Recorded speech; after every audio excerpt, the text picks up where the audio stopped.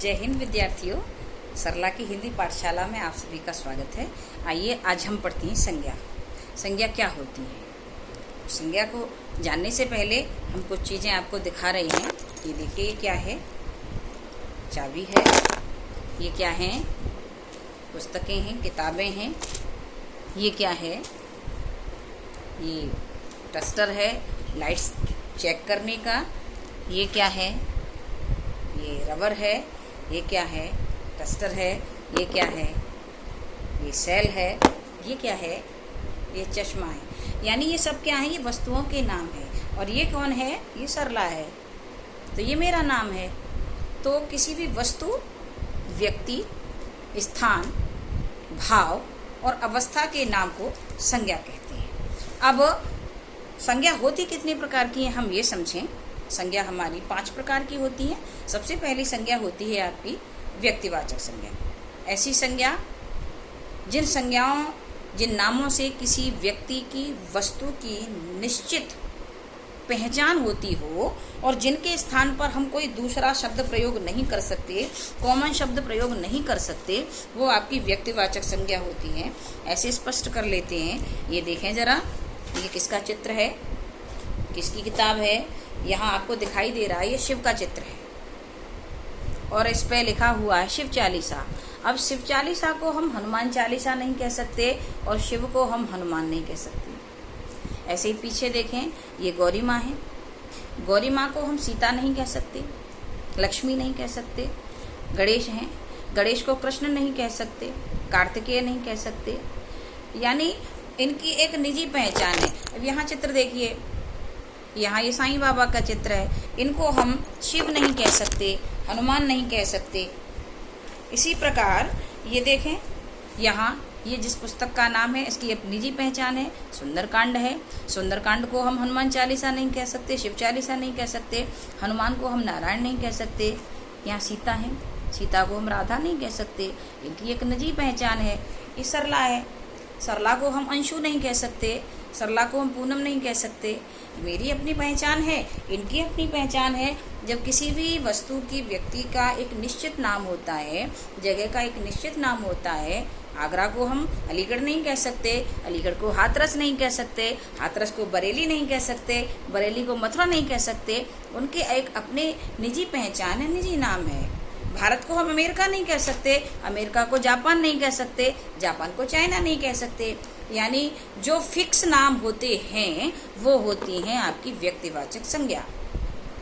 दूसरी संज्ञा होती है आपकी जातिवाचक। ऐसी संज्ञाएं जिनका प्रयोग कॉमन रूप से किया जाता है, सामान्य रूप से किया जाता है, वो आपकी जातिवाचक संज्ञा होती हैं। जैसे आगरा के लिए हम शहर भी प्रयोग कर सकते हैं, हाथरस के लिए भी शहर प्रयोग कर सकते हैं, मथुरा के लिए भी नगर प्रयोग कर सकते हैं, बरेली के लिए भी नगर प्रयोग कर सकते हैं। तो नगर शब्द क्या है? कॉमन पहचान है, ये जातिवाचक संज्ञा हुई। देश, चीन भी देश है, अमेरिका भी देश है, जापान भी देश है, ये भी आपकी जातिवाचक संज्ञा है। ये भी ग्रंथ है, ये भी ग्रंथ हैं, ये भी किताबें हैं, ये भी किताबें हैं, ये भी आपकी जातिवाचक संज्ञा हो गई। ये भी चाबी है और ये भी चाबी है, ये भी आपकी जातिवाचक संज्ञा हो गई। ये भी सेल है और अन्य सेल भी सेल होते हैं, तो ये भी आपकी जातिवाचक संज्ञा हो गई। ये भी चूड़ी है और ये भी चूड़ी है, ये भी जातिवाचक संज्ञा हो गई। मेरी आंखों पे लगा चश्मा भी चश्मा है और आपकी आंखों पे लगा हुआ चश्मा भी चश्मा है, तो ये भी जातिवाचक संज्ञा हो गई। यानी कॉमन पहचान जो होती है वो होती है जातिवाचक संज्ञा और निजी पहचान जो होती है वो होती है आपकी व्यक्तिवाचक संज्ञा। यह अंतर आपको स्पष्ट हो गया होगा। तीसरे नंबर की संज्ञा होती है आपकी भाववाचक संज्ञा। भाववाचक संज्ञा भावना का बोध कराती है, अवस्था का बोध कराती है। जैसे बूढ़ा, बूढ़ा शब्द कहने से दिमाग में एक चित्र बनता है कि उसकी कमर झुक गई होगी, शरीर कमजोर हो गया होगा, बाल सफ़ेद पड़ गए होंगे।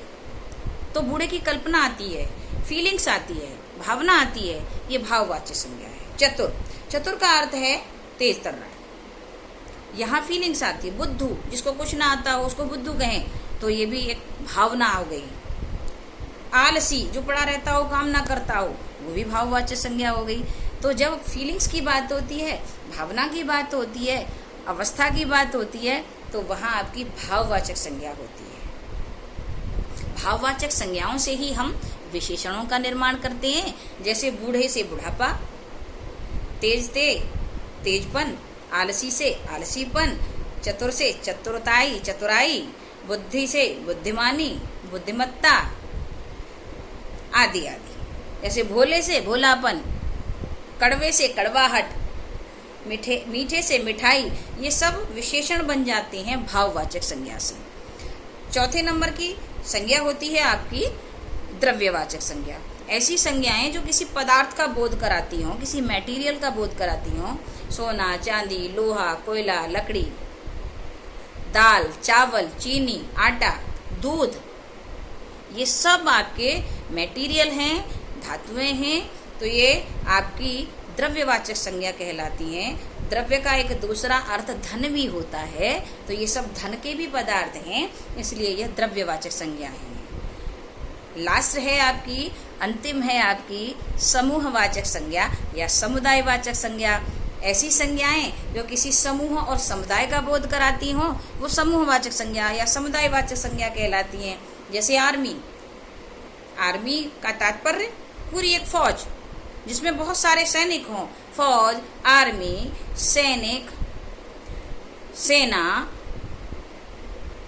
जनता, भीड़, ये सब आपकी समुदायवाची और समूहवाची संज्ञा हैं। इस प्रकार संज्ञा आपकी 5 प्रकार की होती हैं।